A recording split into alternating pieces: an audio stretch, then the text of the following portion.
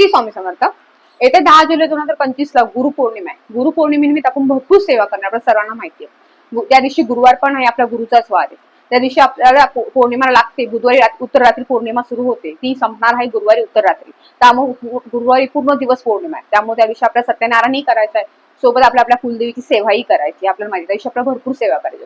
त्या दिवशी आपल्याला करायचं काय, त्या दिवशी आपल्या गुरूंची म्हणजे स्वामींच्या मूर्ती असो किंवा फोटो असो, त्याच्यावर आपल्याला अभिषेक करायचा आहे. आता अभिषेक पंचोपचार पूजा कशी करावी किंवा नवीन मूर्ती असेल ती स्थापना कशी करावी हे तुम्हाला मी सांगते.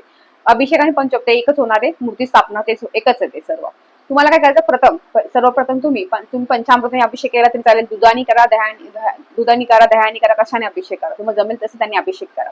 अभिषेक करताना प्रथम तुम्ही पंचामृत अभिषेक करणार असेल तर फक्त श्री स्वामी समर्थ म्हणून तुम्ही अभिषेक करा. नंतर सर्वप्रथम तुम्ही स्वामी स्तवन म्हणावं, नंतर श्री स्वामी समर्थ पंचामृताने अभिषेक करावा.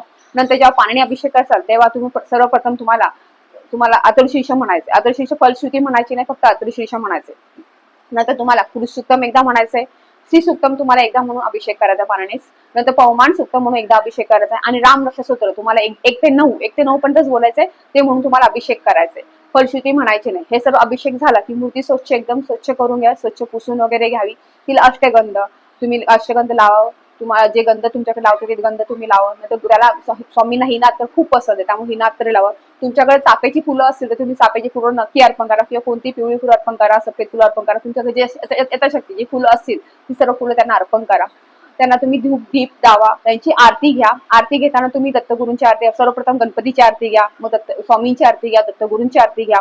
याप्रमाणे तुमची सेवा तुम्ही करा. आता ही सेवा कधी करायची, तुम्ही सकाळी 3 वाजल्यापासून म्हणजे सकाळी 4 वाजल्यापासून, पहाटे 4 वाजल्यापासून ते दुपारी सकाळी 10 वाजेपर्यंत तुम्ही कधीही करू शकता. ह्या सगळ्या वेळातच करायच्यात. पण त्या अगोदर तुम्ही सुशीर्भूत होऊन घर स्वच्छ करून, उमरा वगैरे स्वच्छ करून, बाहेरचं स्वच्छ करून, तिथे हळदी लेपन करून ह्या सगळ्या सेवा तुम्ही करा. ह्या सेवा झाल्या, तुम्हाला निवेद काय दाखवायचा. ह्या निवेद तुम्हाला काय, तुम्ही काही करू शकता. तुम्ही स्वामींना खीर खूप आवडते, तुम्ही खीरीचा निवेद दाखवा. तुम्ही पुरणपोळीचा निवेद दाखवल तरी चालेल. घेवड्याची भाजी स्वामींना आवडते, घेवड्याची भाजीचा निवेद दाखवल तरी चालेल. तुम्ही शिरा करा तरी चालेल. तुम्ही कोणती मिठाई जरी आणली बाजारात तुम्ही तीही चालेल. म्हणजे तुम्हाला येता जमल तसं तुम्ही नैवेद्य स्वामींना अर्पण करा. आता काहींचे पारायण सुद्धा सांगता असणारे, स्वामींचे सांगता असणारे 21 पारायणाचे सांगता असतात, त्यांनी सुद्धा निवेद काही वेगळा नाही करत. जो निवेद तुम्ही करता घरीचेच तेच तुम्ही निवेद म्हणून दाखवायचा. कारण त्या दिवशी आपला उपवास पण आहे, आपण उपवास सगळे धरतोच गुरुपौर्णिमेचा. संध्याकाळी जो निवेद तुम्ही करसाल तोच तुम्ही निवेद जरी दाखवला तरी चालेल.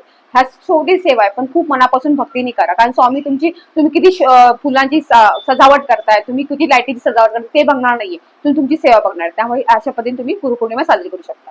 श्री स्वामी समर्थ.